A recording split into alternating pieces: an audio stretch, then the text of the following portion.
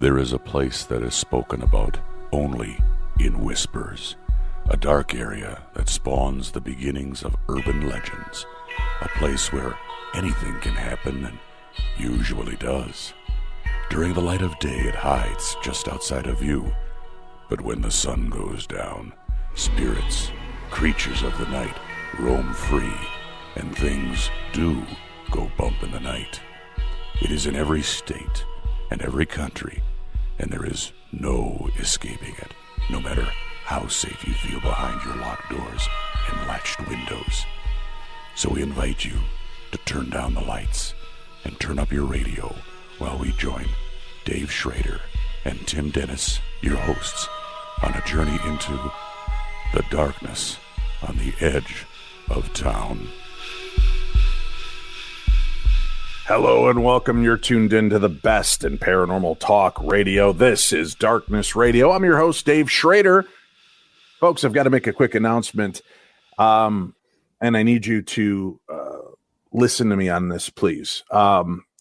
Tim is off. He has contracted COVID. He is doing his best to combat this. Part of the reason he wanted to keep this somewhat quiet was so that he would not have to field 1,000 questions on Facebook and social media and texts and messages. So let's respect his privacy, respect his health, and allow him to just do what it takes to heal, to get back to feeling well. So if you want to throw out a prayer and healing request for Tim, feel free to do so. But again, just make sure that people aren't bombarding him with messages. And if you do, don't expect an answer. Because really, he needs to focus on what he can do to get back to feeling well. And that's all we're going to focus on right now. So thank you very much for tuning into the show, spending some time with me here. It is a supernatural news Parashare kind of day. And I'm not alone. Joining me on today's program, Winifred Schrader. Hello, Winnie. Hello, hello. All right, you're going to sit in. You're filling in for Tim. We've got a lot of cool news to get to. We've got some audio. We're going to be playing along. For those of you that are watching this on the YouTubes, thank you for tuning in and checking it out. We're just putting up some of these episodes as well to remind you that we're here. I will have pictures on the video episode that are popping up that deal with the different topics on today's programs. So make sure that you stay in with that. And today is our Headless Horseman edition of Supernatural News and Parashare. But before we get into that, I have a couple of quick things I want to make a mention of.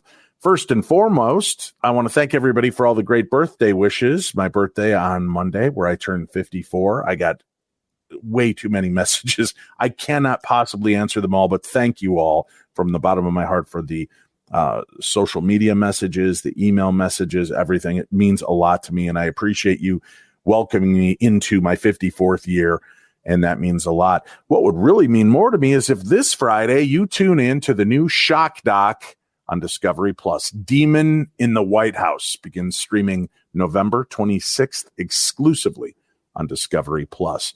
And I know what you're thinking. It has nothing to do with the past or present.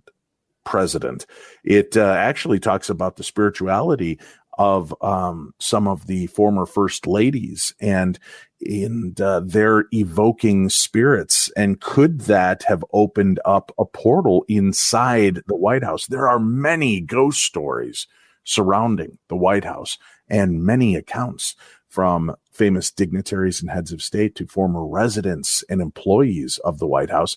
All that will be covered in the new documentary Demon in the White House, streaming November 26th exclusively on Discovery Plus. I'm on that. Jeff Belanger's on there. Joshua P. Warren is on that. There are many other talking heads as we discuss the history and mysteries regarding the White House. So we'll be talking about that. So please check that out this week as well. We went out, saw a movie this weekend. I think this was the first movie you and I have seen in a theater together since before the pandemic. Am I right? Yeah, I have not been in a movie theater in almost 2 years until the other day when we went and saw this movie. Ghostbusters Afterlife officially opened on November 19th. We went and saw it on Saturday the 20th. And I want to know, did you go in with any expectations for this movie?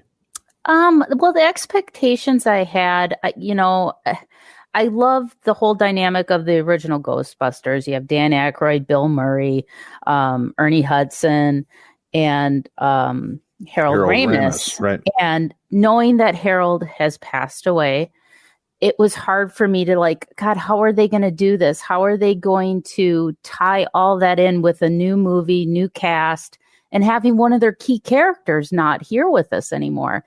And my expectations were, I would say, kind of in the middle, just because it's Ghostbusters and it has that nostalgia feeling for me.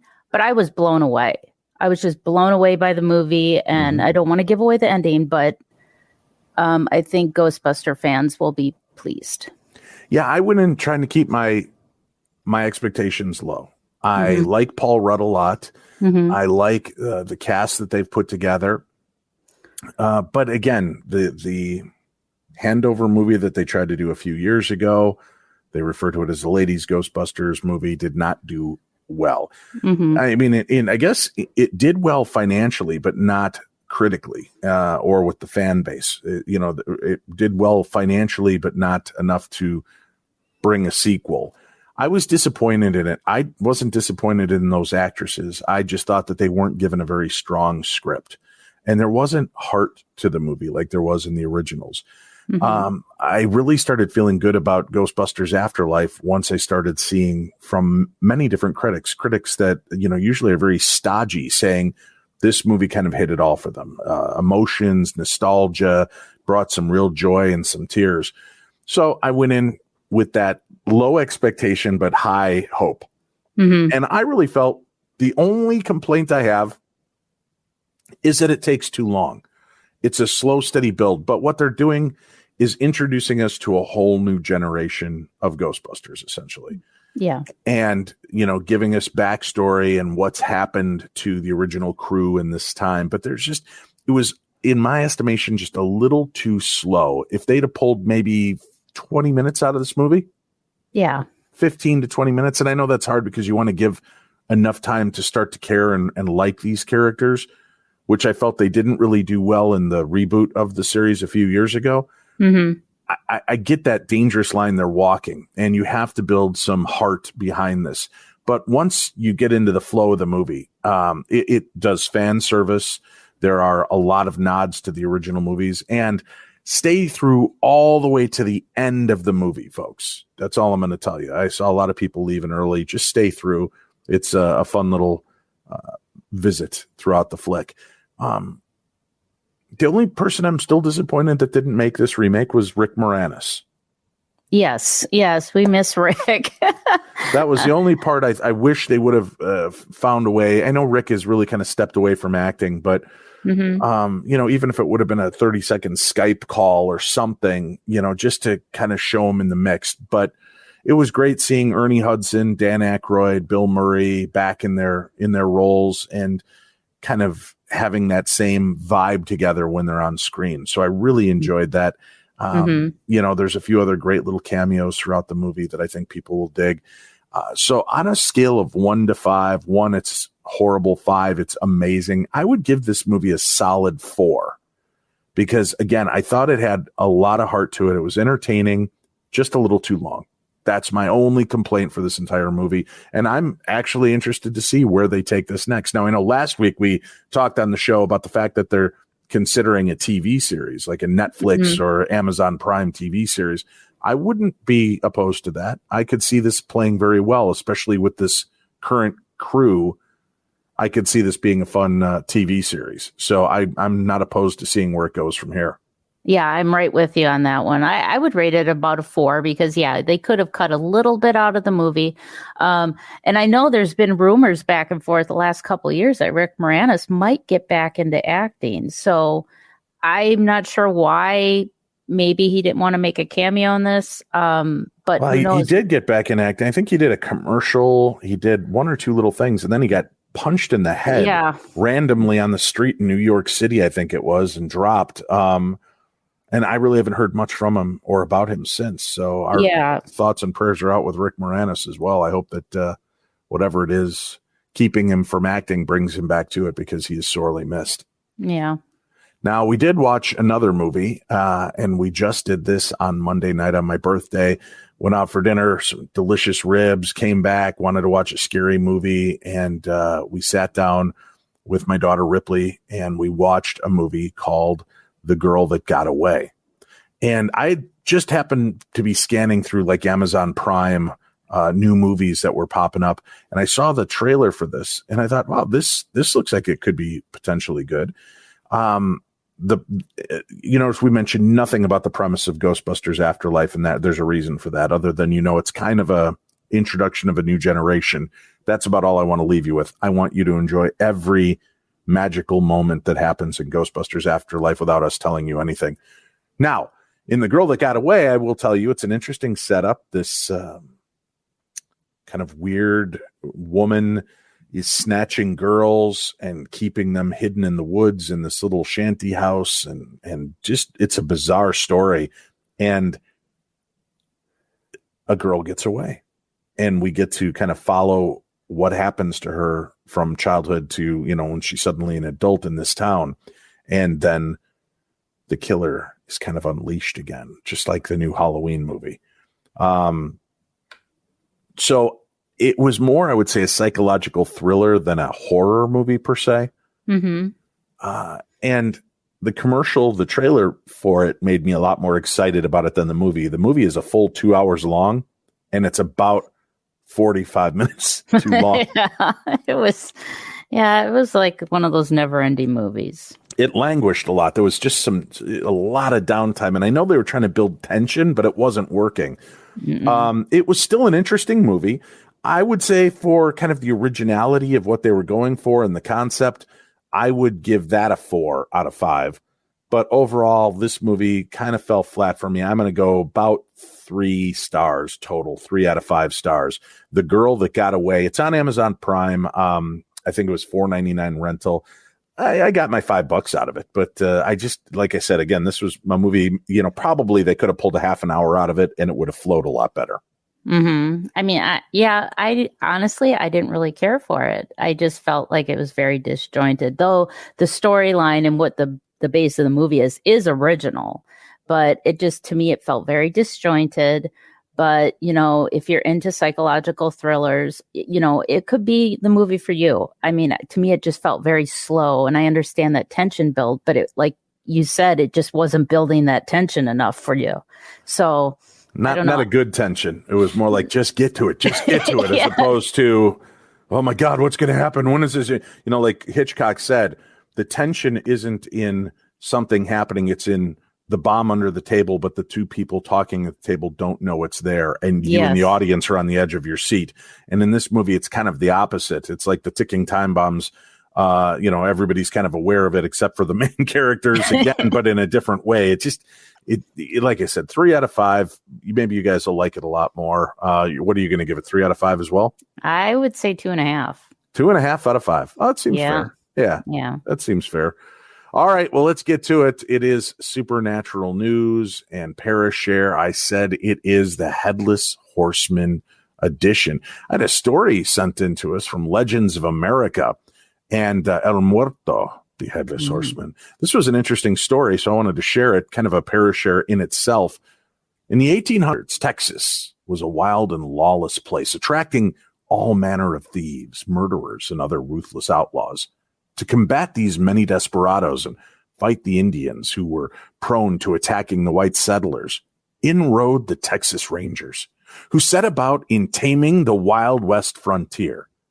The Rio Grande to the south had been declared the border between the United States and Mexico. However, the Mexican government refused to recognize this boundary, insisting instead that the Nueces River was the border. This left a giant chunk of land between the two rivers, which became known as No Man's Land, and that was a prime target for outlaws. The dispute between the two countries finally forced the United States to go to war with Mexico in 1846 to make the Rio Grande the official border. However, it would only take about another 30 years before the Texas Rangers could rid the territory of the Mexican cattle rustlers and all of the thieves, the banditos. Now, the Texas Rangers, a roving posse of expert gunmen, were not men to be messed with, following their adversaries everywhere. They lived out of the saddle, and they often dispensed justice in a very brutal way. Two of these men were Creed Taylor and William Alexander Anderson Bigfoot Wallace. That would not fit well on the back of a football jersey. No. I love the fact that his nickname is Bigfoot. He was himself a folk hero. It was Bigfoot, with Creed's blessing, who unwittingly created El Muerto. In 1850, a man known simply as Vidal was busy rustling cattle all over South Texas, and soon he had a high price on his head, dead or alive. During that summer, Vidal took advantage of a Comanche raid, which pulled most of the men northward to fight off the attack. In the meantime, the sparse settlements were temporarily left unguarded. Vidal, along with 3 of his henchmen, wasted no time in taking advantage of the situation and gathered up a considerable number of horses on the San Antonio River, heading southwest towards Mexico. What Vidal didn't know was that among the stolen herd were several prized Mustangs belonging to Texas Ranger Creed Taylor, usually one of the first to defend the settlements against Indian attacks, had not on this occasion gone after the Comanche. Creed's ranch lay just west of San Antonio in the thickest of bandit territory, not far from the headwaters of the Nueces River. But due to the location of the ranch, Taylor's livestock and horses were often the targets of many of the bandits. Taylor had enough and quickly gathered fellow ranger Bigfoot Wallace and a nearby rancher by the name of Flores. Both Wallace and Taylor were as skilled as any Comanche when tracking, and the 3 men shortly found the trail of Vidal and his henchmen. When the 3 men found the outlaw camp, they waited until night, when the bandits were sleeping, to attack. Catching them unaware, the thieves were killed, but just killing them, that wasn't enough. Taylor and Wallace wanted to set an example that would deter future bandits. In those days, stealing cattle and horses was a crime more serious than murder. The Rangers, had tried all types of brutal justice, including stringing them up in trees and leaving them hanging, shooting them, chopping them into pieces, leaving their bodies for animal bait. But nothing had worked to deter the outlaws. In a dramatic example of frontier justice, Wallace beheaded Vidal, then lashed him firmly into a saddle on the back of a wild Mustang, tying the outlaw's hands to the pommel and securing the torso to hold him upright. Bigfoot then attached Vidal's head and sombrero to the saddle with a long strap of rawhide. He then turned the bucking horse loose to wander the Texas hills with its terrible burden on its back. Soon, stories began to abound about the headless rider, seen usually in remote country, with its sombreroed head swinging back and forth to the rhythm of the horse's gallop. As time went on, more and more cowboys spotted the dark horse and its fearsome cargo, and not knowing what it was, they riddled it with bullets. But the horse and its rider rode on, and the legend of El Muerto, the headless one, began. Soon, the South Texas brush country became a place to avoid, as El Muerto was credited with all kinds of evil and misfortune. Finally, a posse of local ranchers captured the wild pony at a watering hole near the tiny community of Ben Bolt, just south of Alice, Texas. Still strapped firmly on its back was the dried-up corpse of Vidal, now riddled by scores of bullet holes and Indian arrows. The body was buried in an unmarked grave near Ben Bolt, and the horse was free of its burden at last. That should have been the end of El Muerto, but the legend would live on to this day. Soon after Vidal's body was laid to rest, soldiers at Fort Inge, I believe it is, I-N-G-E, began to see the headless rider. Travelers and ranchers in no man's land also reported continuing to see this apparition. In 1917, a couple traveling by covered wagon to San Diego, Texas, camped for the night outside of town. They would report the next day that as they sat by the campfire, a large gray stallion sped by with a headless horseman shouting, "It's mine! It's all mine!" Another sighting of the headless wonder was reported near Freer, Texas in 1969. The legend lives on, and still today, many people report seeing the headless rider galloping through the mesquite on clear and moonlit nights in South Texas. I did not know that there was a Headless Horseman story in Texas. No, I didn't either. I mean, the only Headless Horseman story I know of is the Ichabod Crane. Right, Sleepy Hollow. Yeah, that would creep me out. If I'm not usually scared of ghosts, but if I saw that, I think I would have to turn and run the other way, because that's not normal to see a body with no head on a horse. Well, agreed. Thanks for the oversimplification of that. But yes, very that's something very rare. Hopefully something we'll never have to see. All right, our next story is here. And folks, like most of the stories that I read on this, we've got pictures, videos, things that we will share and that you can see for yourself by going to darknessradio.com and click on the news tab. This story is pretty crazy. A man claims a spooky video shows a ghost dog playing with his pup. And I'm looking at this footage myself. I cannot explain it. Mm-hmm. It is very strange. Was it a case of paranormal activity? Maybe it was poltergeist. Australia's Jake DeMarco was left shaken after a bone-chilling CCTV clip appeared to show his pet pup Ryder playing with a ghost dog in his backyard in Melbourne. The Pet Cemetery evoking video, reposted by Cater's news agency, shows Ryder chasing a translucent white pooch around outside the fenced area. The two canines can be seen playfully frolicking by a water tower before Ryder's alleged phantom friend just scurries out of the frame.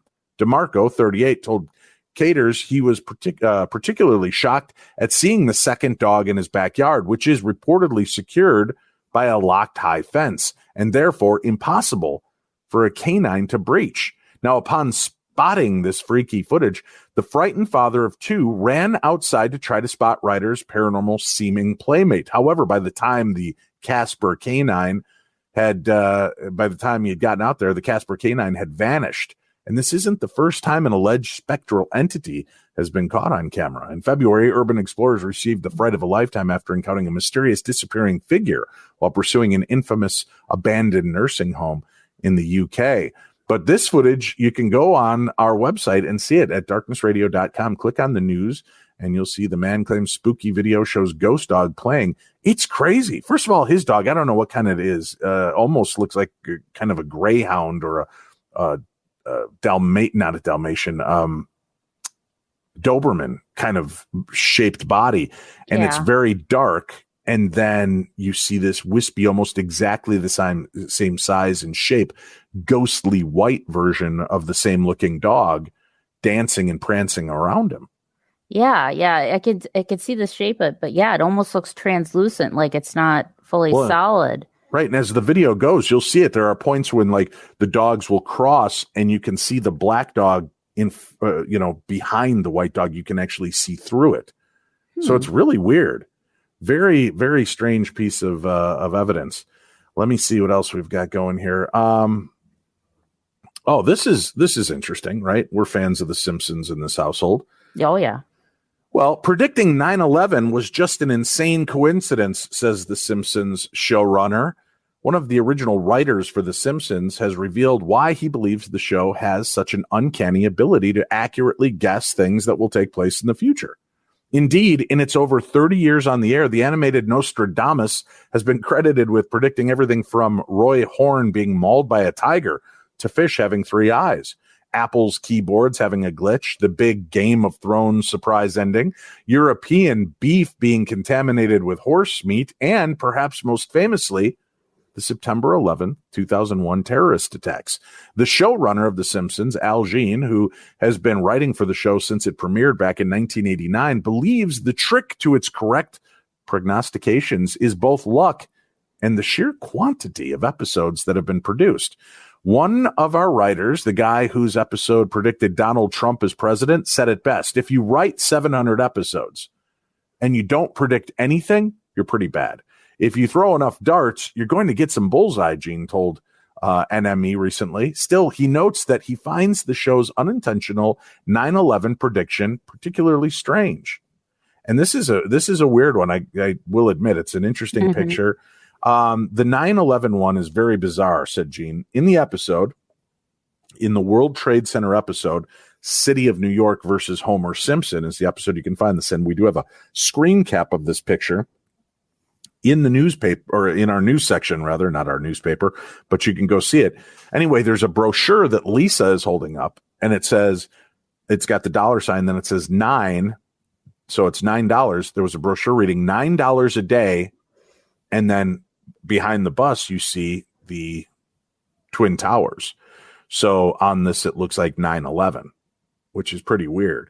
That was done in 1996, which was crazy that this type of insane coincidence would take place.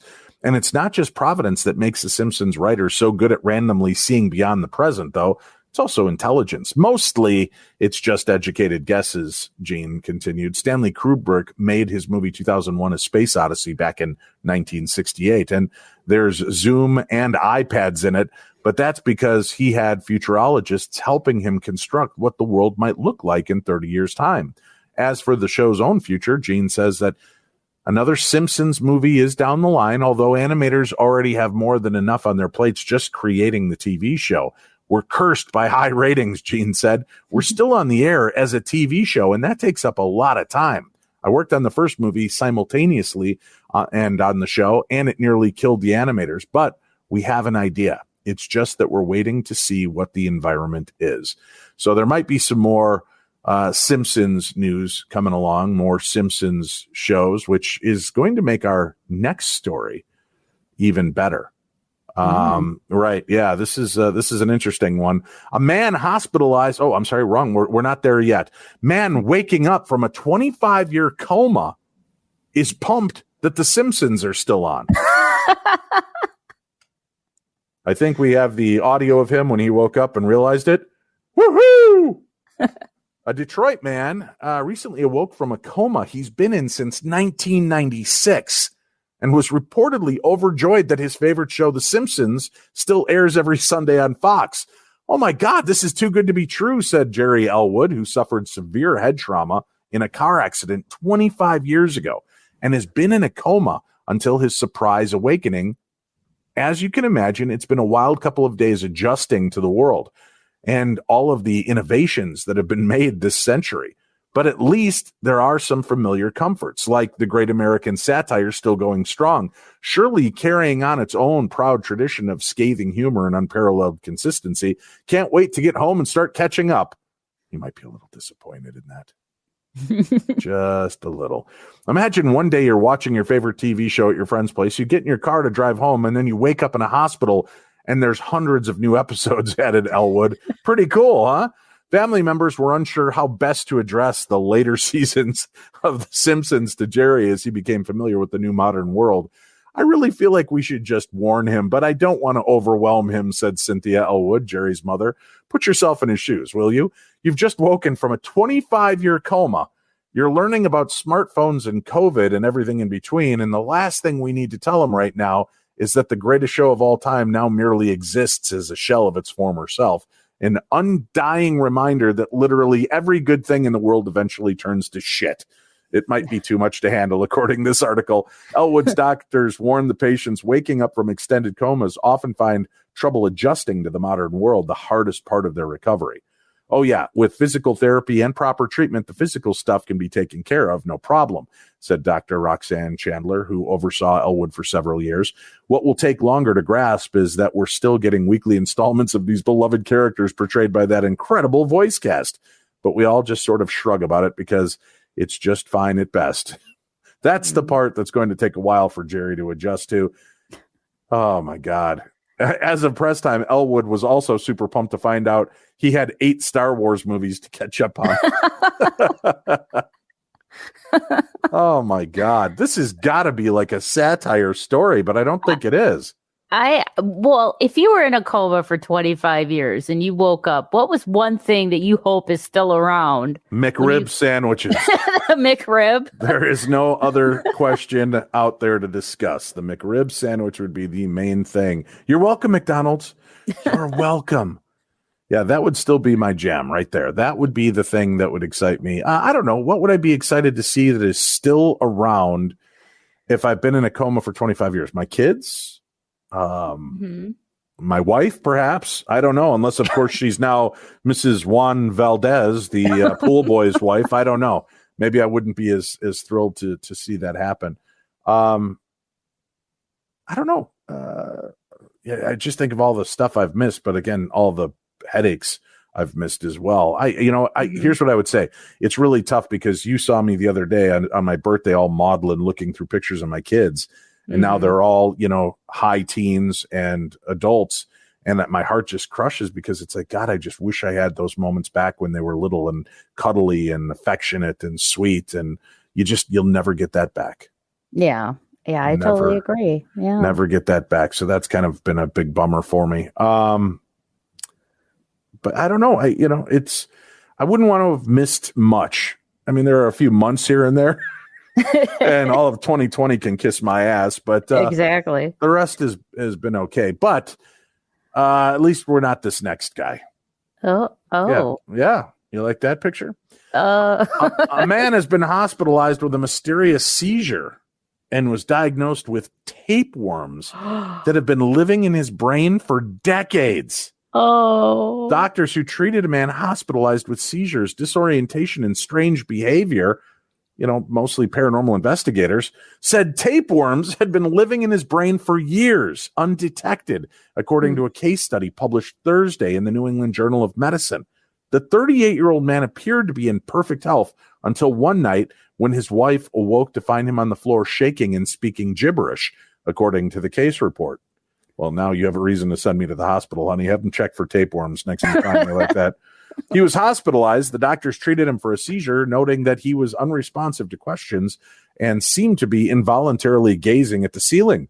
The man had no notable history of illness, no medication or drug use, and no symptoms until the seizures, his family told doctors. The medical team at Massachusetts General Hospital eventually provided a diagnosis of cysticercosis, otherwise known as a tapeworm infection, which was confined via brain scans and blood testing.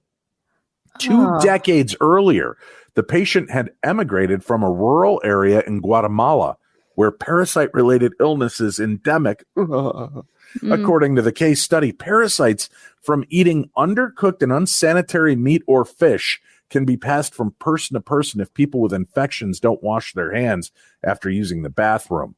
There's another reason to wash your hands, you pigs. Oh, my God. Gross. Tiny parasite eggs in the person's poop can spread to other surfaces or even food and then be ingested by someone else, passing the worms along. Symptoms of infection include digestive upset, which I have, weight loss, not me, and abdominal pain, which I do have. But the parasite doesn't necessarily stay in your digestive system. The critter's larva can also migrate through your body into the muscle and to the brain via the bloodstream, potentially causing a range of symptoms. For instance, in a similar case of parasite-related seizures, back in 2019, a 43-year-old man in China complained of headaches, leading to the discovery of hundreds of tapeworms inside his brain. The symptoms included seizures starting about a month after he dined on a pork hot pot he felt unsure about. Okay, folks, if you're eating something and you start to feel unsure of it, just stop. There's no meal worth it. Going, well, but I'm really hungry. No. In one case in 2020, a woman complained of a sore throat.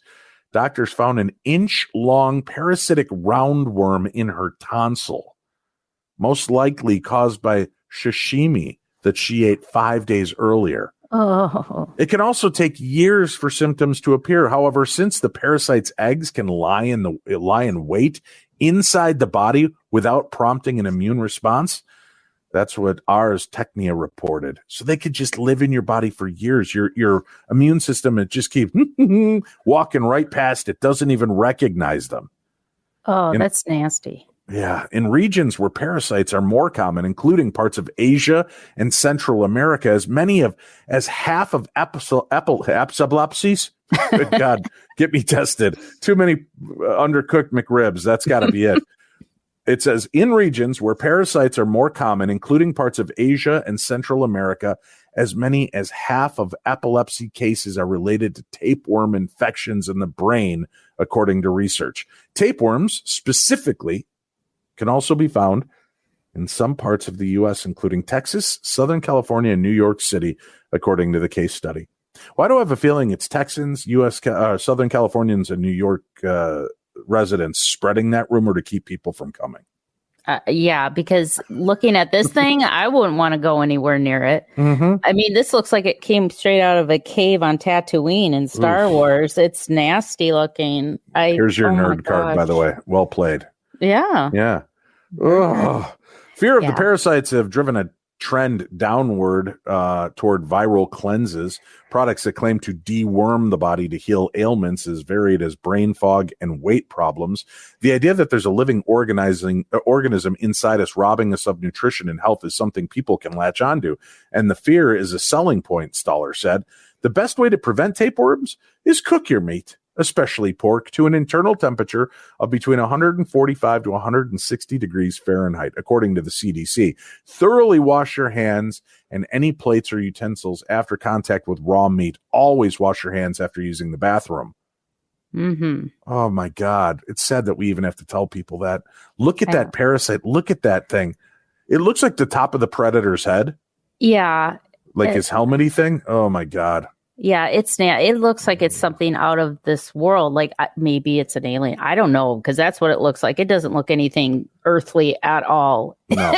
and to know that we can contract that, no, thank you. Yeah, hideous. All right, we have got a story to share here. Bruce Springsteen was recently on the Colbert Report, or on the Colbert Show, and Stephen Colbert was asking his Colbert questionnaire. And he asks a string of questions of his guest.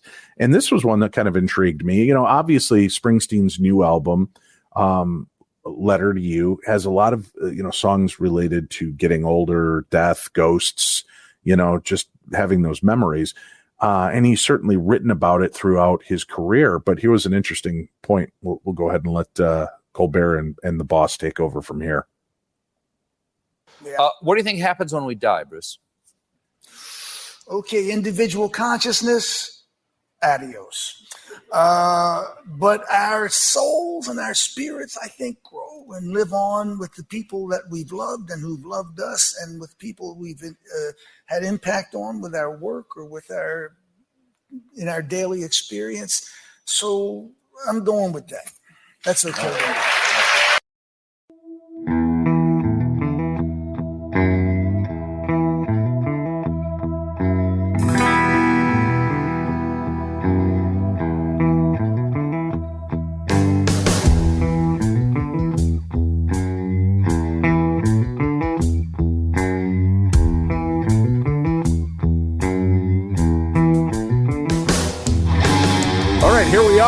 This is Demon in the White House. You're going to want to check this out. Again, it is on November 26th, exclusively on Discovery Plus, the new shock doc I'm a part of. Also, another great shock doc, if you haven't seen it, The Curse of Lizzie Borden. That's the new program that I filmed a few months back and aired, I think, a month or two ago on Discovery Plus. So this weekend, if you're kicking around looking for a few things and you're tired of reruns of Holzer Files and Ghost Adventures, go check out Discovery Plus, The Curse of Lizzie Borden, and then check out the new shock doc, Demon in the White House, again on Discovery Plus. All right. I've got another piece of audio story here that I've got to figure out exactly how I'm going to get this to play in uno momento. It's an interesting story. What if aliens are future versions of humans, which is something that we've talked about on the show in the past. Very unusual, but I think there's something to this. Now let me see if I can bring it up and share this with our lovely audience. Let me see. Yeah, there we go. I think that's it. And we'll do this. And let's go ahead and give them a listen.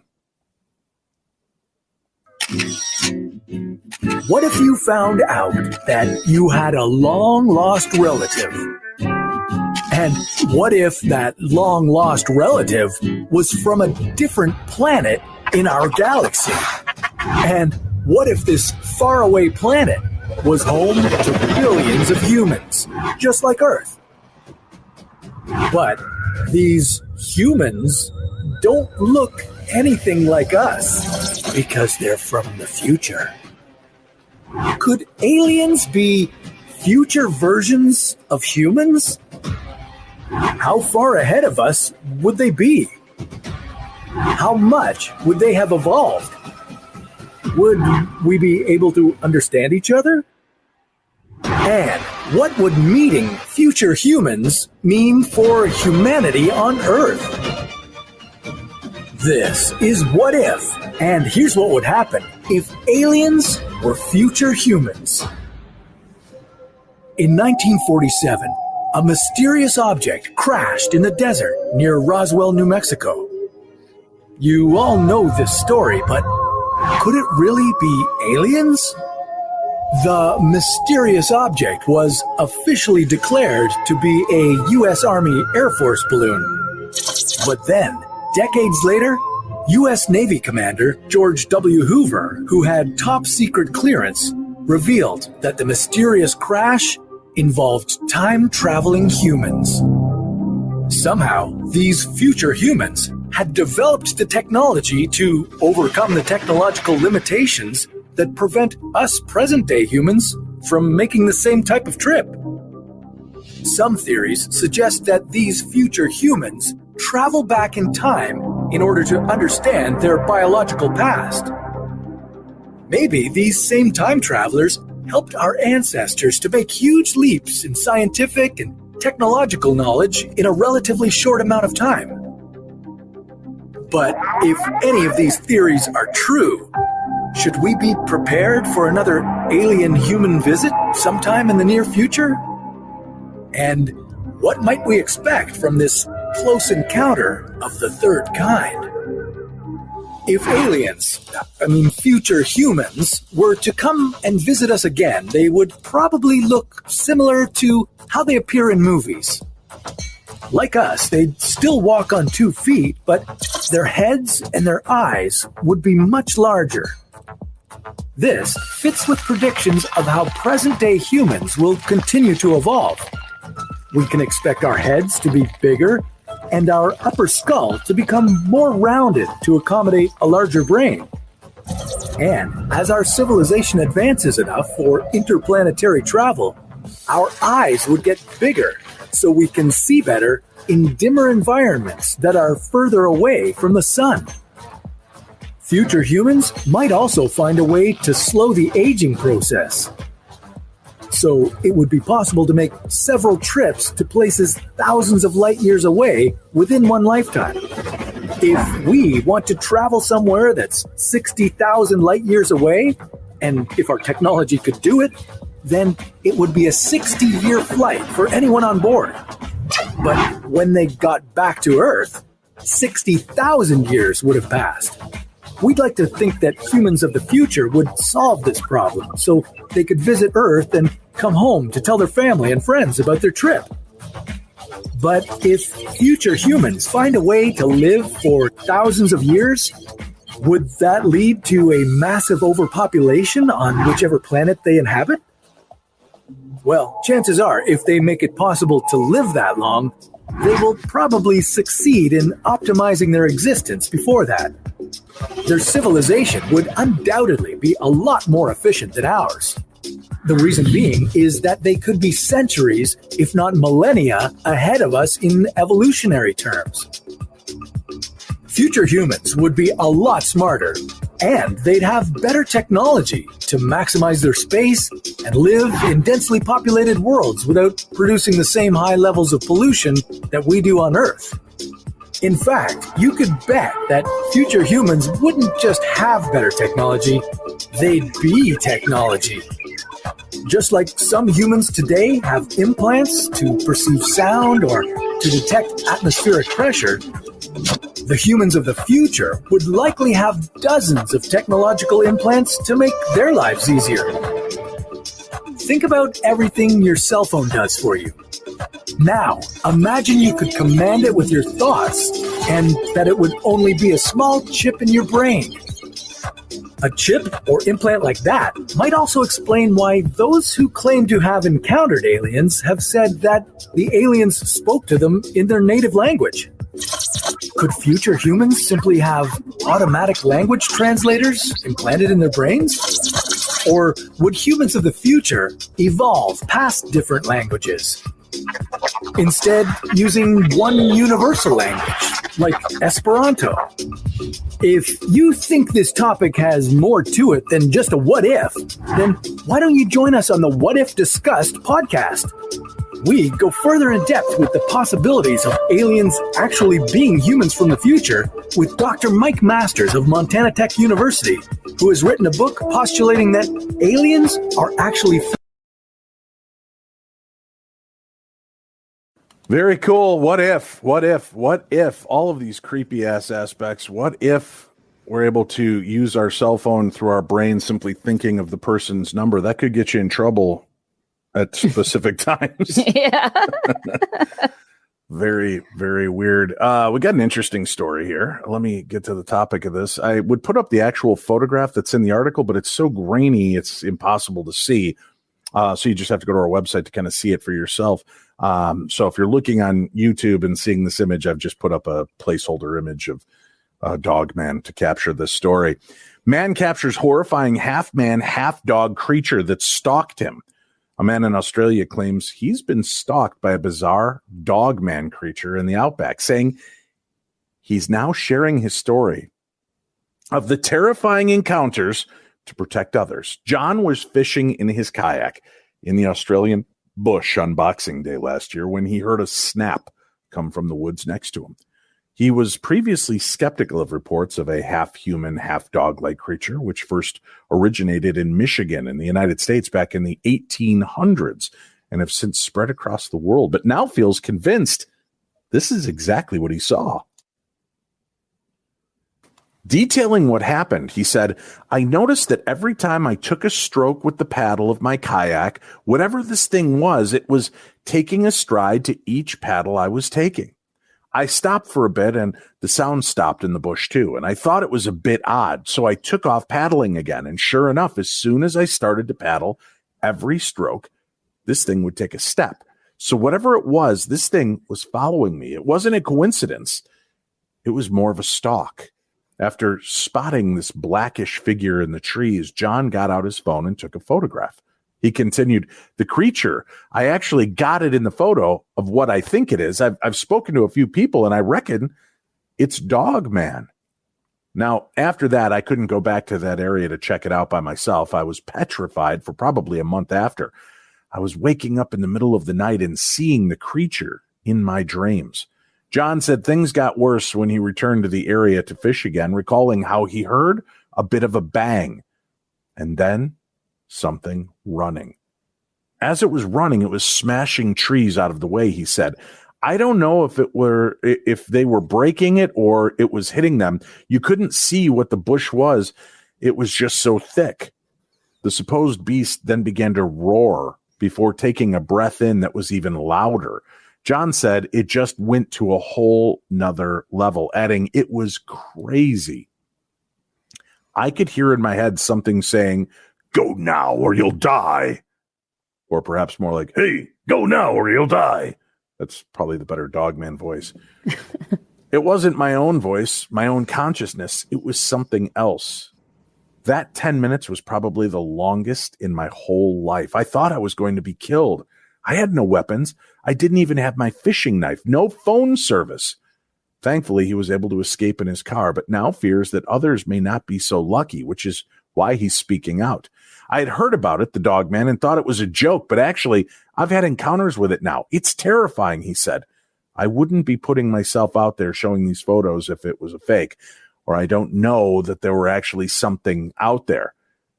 That's the main reason I came forward. I'm worried that someone's going to go missing or get hurt, and I'll have it in the back of my mind that I should have told someone about that. Interesting. It's weird. You guys take a look at the picture for yourself. Well, first of all, in Australia, everything's trying to kill you. Yeah, right. Everything is trying to kill you. So that would make me nervous just in itself. Mm-hmm. Hey, folks, Darkness Radio presents the Holzer Files Hell Frozen Over event, January 7th through the 9th, with myself, Dave Schrader. Shane Pittman is joining me.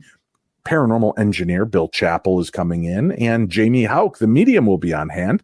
We're going to be there all weekend long. The ghost hunts are sold out, but our meet and greet party on Friday and our talks all day on Saturday, there are tickets still available. It's only $99 for the weekend. You get to come on in and meet with Shane and myself, Bill Chappell, Jamie Hauk. We're going to have a great time. You can get more information over at darknessevents.com. That's darknessevents.com. You can also find more information on other great places I'm going to be, including the Las Vegas Para Unity Conference coming up here in December, which is, I believe, the 9th through the 11th in December at the MGM Grand Hotel.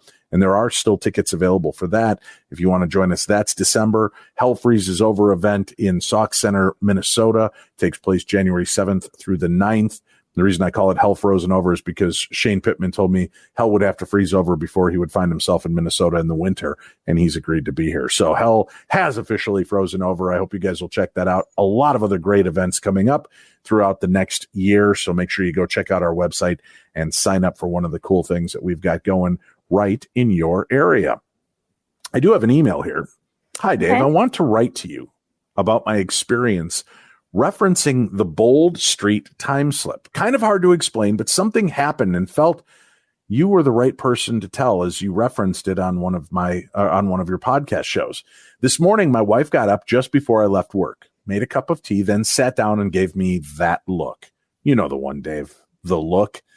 And just said, Aaron is seeing a ghost, my oldest son, and the shadow figures at work, and is concerned. I nearly dropped my cup. He says that he always sees this man and always standing in the doorway. What concerns him is he is the same height, and my son is nearly 6 feet tall and very broad. He is juggling university and trying to hold a part-time job down. Says when he's at work and preparing customers' orders, he notices shadows coming across him and at the corners of his eyes. Now the thing is, he doesn't believe in all of this stuff. My wife is Roman Catholic and is saying, do I get a priest? I listen to podcasts and I watch all the TV shows, and I'm more attracted to the shows for their subject and curiosity, but still not 100% that it's all paranormal. I don't practice or try anything. I just like the entertainment value. And when I see you going through stuff at an investigation, I think, yeah, go on, Dave, rather you than me. Right? Now, you know why I send Shane to all the scary places. Better Shane than me. Mm-hmm. But not to digress. That's what his email says. My main question is, what do I do? I kind of had a bit of shock hearing this morning. Obviously, my son took comfort in confiding to his mom, but I'm like, okay, you listen, you watch the shows. Now this might be happening in my own home. Again, I don't want to do anything that I don't understand and don't want to make stuff worse. If it is a haunting, or is it an attachment? Can this get nasty? Nothing strange has started happening at the house, and myself, along with my wife and our younger son, haven't noticed anything strange. If you can just give me some basic advice or put me in touch with anyone, it'd be appreciated. Could he be a sensitive? I don't know, Dave. And after watching and listening to all of your shows and everything else that's out there, my brain has frozen over. And if I'm honest, I'm a bit confused now on how to deal with this. Kind regards, Kevin. Well, Kevin, yes, apparently your son is sensitive. I don't know where in the world you're located. I would say talk to a holistic center. Maybe have him go in. They could teach him how to kind of shut things down or ground himself, protect himself, shield himself. Is it an attachment? I can't tell. I'm not a sensitive, but there are people that might be able to give you some insight to that as well. But if they suddenly want $200 to burn a white candle to set the spirit free, find somebody else. Things just happen. People are born with different sensitivities, and your son may just have some abilities, and that's okay. I wouldn't say anything that would spook him. And if he's, just unnerved by seeing this, but the spirits aren't being aggressive, maybe you just have him speak to the spirits and say, hey, really, I don't want to see you. And I'd prefer if you're not here.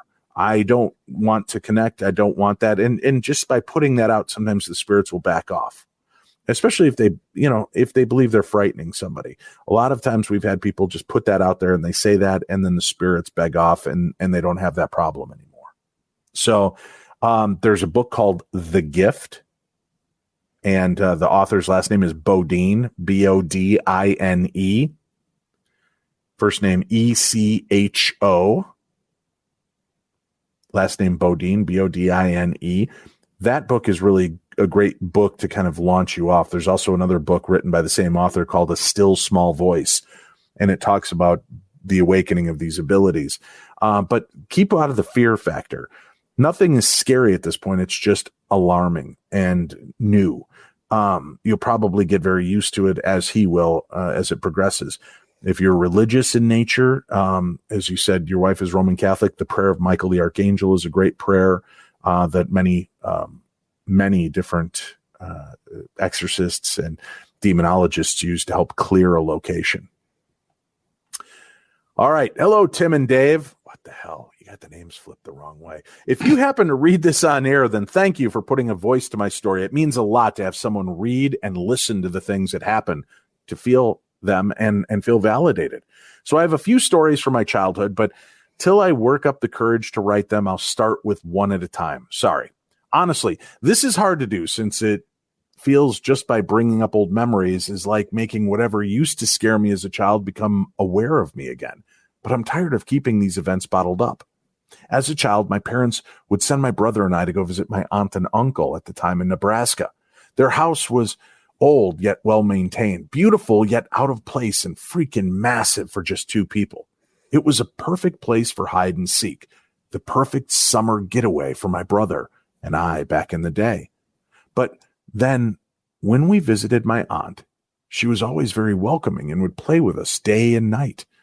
But she had one rule: never go into the attic. Oh, this sounds like a horror movie coming true, Winnie. Yeah, it does. Nothing ever good comes out of the attic. Yeah, and it's always that sweet, elderly, matronly aunt. Oh, peekaboo. Oh, yes, hide and seek. Oh, here's some fresh cookies. Never go in the attic. Right? Yeah. Never. A bit of common sense of a warning, but my aunt was never one to cross. Well, one year while visiting my aunt, I finally asked her why it was such a big deal, or why it was not a big deal to go in the basement, but never the attic. She told us that it was because there were tarantulas and rattlesnakes up there. At the time, being from Arizona and knowing the dangers of both creatures, my brother and I really believed her, until the following year. Well, first of all, if Auntie's telling me you have tarantulas and rattlesnakes in the attic, I'm not staying there, period. Right? I wouldn't even want to be in the house. Auntie, I did you a favor and burned the place to the ground. You're welcome. All right, flash forward. One of the last times I visited my aunt, we played a game of hide and seek. This also being the last time I ever willingly played that game. It started off as a normal game, my brother unwilling to let me hide with him, to which I would usually end up hiding in the large walk-in closet that was directly across from a much smaller closet that held another door to the attic. This time, though, I wanted to be brave and hide in the attic. Snakes and spiders be damned. I was a preteen that wasn't afraid of anything. But wouldn't you know it, I chickened out last second and hid in the closet that only led to the attic door. Apparently, even daring to stand next to the attic door was a huge mistake. The dread that I felt in that small closet froze me in place. Never in my short life did I ever feel so threatened and an animal-like fear that if I moved one muscle, I would be in a lot of trouble. I knew something dangerous was behind me, yet above me in the corner of that space. All I could see in that small closet from the light shining under the door was the door leading out of the closet and the door leading to the attic. So whatever was behind me had no point of entry when I first hid in there.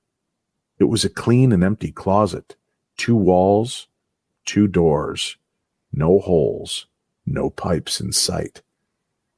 My tipping point that had me running out of that small space was a deep and chilling growl above me. Then something warm and wet, something that was like a lot of drool falling on my arm. I ran out and straight to my aunt, never telling her what happened, just saying anything about it until it happened. let me rephrase this. And my eyes are jumping around on this. I ran out and straight to my aunt, never telling her what happened, just not saying anything about what happened till later in my 20s and spilling my guts to my friend who convinced me into sharing my stories. As an adult now, I can say for certain that whatever it was in the closet was not natural, but also not evil. It was more of something warning me away from its territory. I'm sure that whatever it was didn't want me there and made sure I felt its intentions, if that makes sense. I know that if I had gone into the attic that day, I wouldn't have been hurt by snakes or spiders or irate ants, but certainly something would have hurt me. It was a warning, and one that in a sense I'm grateful for, but still mystified about. This wasn't the last time I was warned by something either, but that will be for another time, and when I have more courage to share. I know this isn't very scary in comparison to some stories. I mean, there was no physical creature behind me, but still, to me, it was a feeling, a sensation, knowledge that there was something dangerous behind me that intended to harm me if I made the wrong move. That to me was worse. When you can't see what you're running or hiding from, then how can you truly escape it? Thank you so much for reading this, and sorry for the typos. I'm genuinely shaken from the memories as I tape this, but I did not try to fix as much as I could. Your loyal friend and fan, Danielle. Thank you, Danielle. We appreciate you sharing your story. And no, that is creepy. When you can't see what's there, but you can feel the breath, you can feel the oozing saliva dripping from its jowls, and you hear the above you. Well, that's just a night of napping with me on the couch, isn't it? The drool on your arm, the Nothing snoring evil. noise. It's just Dave napping. That's all. That's all. Tim's got such a paranoia of AI and robots. You know this. Ridiculous, folks. We know that robots are here to help us, and here's proof. It's a shape-shifting robot, and this is pretty neat. Let me copy this, because this is pretty cool, and I want to put this up on the video as well so people can see what this bad boy looks like. There are a lot of new advancements, of course, in technology taking place, things that are going to make our lives a better, run, things that'll be able to take care of us. It's weird. I tried to save the picture, but it's not allowing me to. Let me try this again because I really want to share this bad boy. Where is it? Why is it not showing up? Like Zoink Scoob. Something weird. The technology is not working for you. No. As I'm talking about how friendly technology is. Oh, there it is. Okay, here we go. I'm going to pop this up on the screen, and it looks very cool. Right? Boom. Look at that. Oh, yeah. Right? It's a neat looking little deal. It's a robot fish, and you love fishing, honey. Oh, yeah. Scientists have been looking for new ways to treat cancer for years. Newly developed shape-shifting robots. What could go wrong? We saw shape-shifting robots in Terminator 2. All right. Shape-shifting robots could provide a new avenue for treatment. The new robots are shaped like little fish and can deliver drugs directly to affected cells. This could help alleviate side effects from cancer-fighting treatments like chemotherapy. The study was conducted as a proof of concept. Researchers reported in ACS Nano that the fish-shaped microbots they created were able to track pH changes. Those changes could then trigger a response from the robots, which would release the chemotherapy drugs to the patients. Researchers and scientists have used microscale robots in a multitude of tests. These small robots can manipulate tiny objects, but most of the ones we've seen so far can't change their shape in any way. But in this new study, researchers Zhuan Li, Li Zhang, and Dong Wu, unfortunate, but that is the names, and others worked together to develop these shape-morphing microbots. They designed the robots to use magnets as guides. This would allow doctors to send them to specific sites to deliver treatments. Also, because tumors often exist in microenvironments, the team designed the small tools to change shape and deliver the treatment in response to lowered pH levels. The concept is interesting and could prove helpful in finding new ways to deliver treatment to cancer patients. The scientists demonstrated multiple ways that the microbots could be used. They were able to program the fish-shaped one to open and close its mouth. Take me to the river. Right? Like that big mouth Billy Bass. Yeah. Take me to the water. The researchers could then control when and where it released the drugs because they could control it. They were able to release the chemotherapy drugs closer to the cells that actually needed it. That would allow for less collateral damage to the body and more of a focused treatment for the cancer itself. To start proving the original concept, researchers created 4D printed tiny bots in the shape of a crab. Yeah, you don't want to do that. I've got micro crabs, a butterfly, and a fish. They used pH-responsive hydrogel to create them, then allowed for the robots to activate based on the surrounding pH levels. Once printed, they also made the bots magnetic by placing them in a suspension of iron oxide nanoparticles. This allowed them to control the bots using magnets. Of course, this is just the proof of concept. There aren't any fish-shaped microbots ready to do battle with cancer just yet. Data from this new test could open new doors to cancer treatment, though. Chemotherapy can leave the human body in a weakened state because the drugs used in treatments don't have any way to determine which cells they should attack. Controlling where the drugs go is difficult. Because of this, the entire body suffers. If scientists can prove this concept and design the microbots that are easy to guide, we could have a new cancer treatment option for those who need it. So very cool. Interesting little change. Yeah, that is neat, especially to isolate where the cancer is so your whole body is not ravaged with chemo and sicker than a dog, you know? Right. So I'm all for this type of AI technology. Doom, doom, doom, doom, doom. Yeah. All right, our next story is a terrifying, veiled, ghostly figure story. That's right, a terrifying, veiled, ghostly figure spotted lurking behind a fisherman in a scary photograph. While fishing in the Mojotoro River in the Argentine province of Salta on November 16th, two unnamed fishermen took a selfie to commemorate their trip. But when they looked back at the photo, a wispy figure behind them had seemingly emerged from a tree. They, the two friends who were out fishing with two other people who took the photo, told Chronica News, "This happened last night. We went fishing on the Mojotoro River." Mojotoro sounds like the evil monkey from the, what is that, the Powerpuff Girls. Mojotoro. They were fishing in the Mojotoro River from 5 p.m. and we stayed there until 10 p.m. We saw the photos when we got home and we couldn't believe our eyes. In the first photo, nothing came out, and in the second, in the same position, a shadowy figure appeared as if it were one of a woman with a veil. The group quickly left the area, and they have not yet returned. According to local reports, the river is known for creepy paranormal activity, with regular claims of items moving on their own accord or shadows appearing from nowhere being a regular occurrence. The photos of the fisherman and the creature were uploaded to the interweb, where they may or many have tried to come up with explanations of what it could be. I don't know. It's a weird ass picture, but it looks like somebody in a sheet.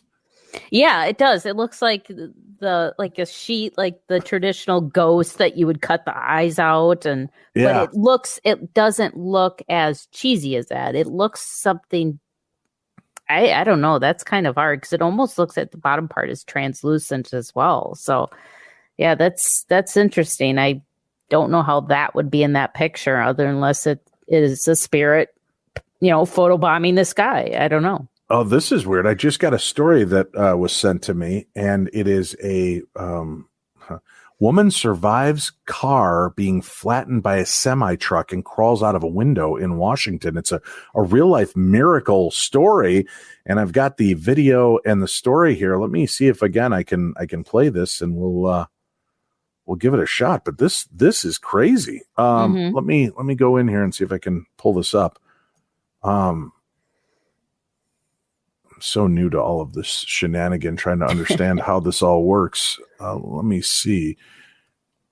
Yes. Okay. Let me see if it's there, and we shall share. Hold tight, and let us begin sharing now. Washington State miraculously escapes with only minor injuries after crashing into a semi-truck. Look at the result. Take a look at your screen right there. Troopers say the 46-year-old was driving her Nissan when a truck in front of her slowed down. That's why they have those little gates on the back of the truck underneath. Well, if you're going too fast, that's what could happen to your car.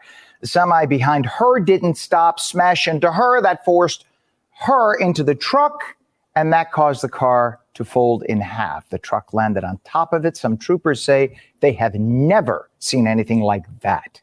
He walked up and he's walking around the car and he heard, help, help. And he's like, oh my goodness. She was able to pull herself out of the car under her own power, which is incredible. This is nothing short of a miracle, in my opinion. I don't know how she survived this. It's a testimony to the way the car is built, too, right? Officials say the tow truck lifted the front end of the semi off the car, letting the woman crawl out of a gap in the passenger window. Thank goodness, not her day. That is unflipping believable. Yeah, that car. Holy, how is that even possible? I don't know, because that car was crushed like a pop can. I don't know how anyone could have gotten out of that. She had to have somebody watching over her on that one, because, I mean, I don't even think Houdini could get out of that thing. Good God. No, that is terrifying. All right, another weird story here. And I know as I say this, my camera suddenly goes bonkers. My computer's going conky. Very strange. Although many have had paranormal experiences throughout their lives, it is true that those that transcend are those famous people tell in great detail. Thus, as narrated among others, Megan Fox, who lived this type of situation on several occasions. It is not the first time Megan Fox tells us, but it is a while ago. Oh my God, forget it. I do not know who wrote this story or in what world that they were living in, but this is the farthest from English I've ever read. Princess Martha Louise recalls seeing paranormal activity after a Nazi killed himself in her room. The self-described clairvoyant used to live at her family's Skagum estate in Asker, just outside Oslo. I have a feeling this story is going to hurt my tongue. Princess Martha Louise of Norway has revealed many interesting stories in a new podcast, including one where she used to witness paranormal activities in her room and later found out that a Nazi had killed himself there. Speaking on Schweizer Illustrate, a Norwegian podcast show, the self-described clairvoyant said that she was highly sensitive in her childhood and used to see special things at her family's Skagum estate in Asker, just outside Oslo. I saw very special things in my room. I was terrified when I slept at night. I got suffocating sensations and everything like that, she said. The 50-year-old then added that it was only in her adulthood that her parents, King Harold and Queen Sonia, revealed to her that one of the Nazis had committed suicide in her room. That's why I had nightmares there. I understand that now, she reflected. German Nazis used to live on the Skagum estate during the Second World War. Among them was one Josef Trebrov, or Trebovin, a Nazi party official and politician who was the long-serving Gauleiter of Gau Essen and the Reichsmachtkommissar for Norway. I'm pretty sure I said that right. Reichsgaskommissar. For Norway during the German occupation. A day after Germany's surrender was announced, Trebovin took his own life on May 8th, 1945 by detonating 50 kilograms of dynamite in a bunker on the estate. A number of other Germans also took their lives on the property that day, including one who did it in a room that later turned out to be occupied by Princess Martha Louise. The princess dubbed herself a highly sensitive person who is thought to have an increased or deeper central nervous system sensitivity to physical, emotional, or social stimuli. According to researchers, people who possess the personality trait have it from their birth and often have a complex inner life. The Norwegian royal has often spoken about being affected by the trait, noting that she realized it only in her adulthood and used to feel strange about it when she was a child. She said that the people in Norway treated her differently as a weird kid in her younger years, which led to her withdrawal from socialization. The mother of three has recently released a book about spirituality and psychology, and she has co-written with her friend Elizabeth Nording. The book, titled Born Sensitive, after her highly sensitive trait, tells the very personal story of her life, of people like her for whom it can be a strength as well. So interesting. How freaky would that be that you share a bedroom in a room that a Nazi took himself out in? Right. I mean, what kind of icky vibes would you be getting from a spectral Nazi? I mean, I don't know. For those of you listening, that is the sound of Hans the Wonder Dog scratching himself very near. Actually, it's our cat, Cheech. He's got a phantom itch, and he keeps scratching the air, but it ends up hitting the table. And I've been trying to get him off our table, but he's refusing because he loves me and wants to be by his mama. I got it. Weirdo. All right. The Rally. A hospice's nurse video on the unexplained death phenomena goes viral on TikTok. Most people avoid talking about death at all costs, but not Julie McFadden. Oh, no, not Julie, a California hospice nurse who has gone viral on TikTok for talking about just what happens at the end of your life. And this is pretty interesting. McFadden may be better known as Hospice Nurse Julie on TikTok and Instagram, started making videos on TikTok about 6 months ago after her nieces introduced her to the platform. She now boasts more than 413,000 followers on the video sharing platform. I knew I wanted to get information out in general. I felt like it was a very taboo topic that shouldn't be so taboo, McFadden told USA Today. I think I made like 3 or 4 TikToks, and 4 days later, one of them blew up, and it just kept happening over and over again. One of those videos discusses a phenomena dubbed the rally. Hospice patients will suddenly seem like they're getting better. Many resume eating, some start walking again, and others will talk or laugh. This burst of energy is short-lived, however. Many patients die within hours or days of this rally. It happens to probably a third of our hospice patients, McFadden says in the video, so much so that we try to educate the family about this before it happens so it doesn't devastate them when they suddenly pass after doing so well for a few days. And we've actually got that video. Let me bring that up here and share it because I think this is pretty fascinating. Here's Hospice Nurse Julie. Hospice Nurse Julie. Words are tough. Here we go. Here's one phenomenon that happens during the death and dying process that medical professionals like myself cannot explain. There's something that happens that we call the rally. This is when someone is really sick and almost towards actively dying, meaning dying within a few days, and then suddenly they look like they are better. This can manifest in different ways, but a lot of times they suddenly will eat, they'll suddenly talk, maybe even walk. They act like their old selves. They have a little more of a personality, kind of laughing, talking, joking. But then usually they die within a few days after this, sometimes even that night. And it happens to probably a third of our hospice patients. So it happens quite a bit, so much so that we try to educate the family about this before it happens. So it doesn't devastate them when they suddenly pass after doing so well for a few days. Like for the second phenomenon that happened. Yeah, so fascinating stuff. And thank you, Nurse Julie, for sharing your insights on this. The technical term for the occurrence is terminal lucidity.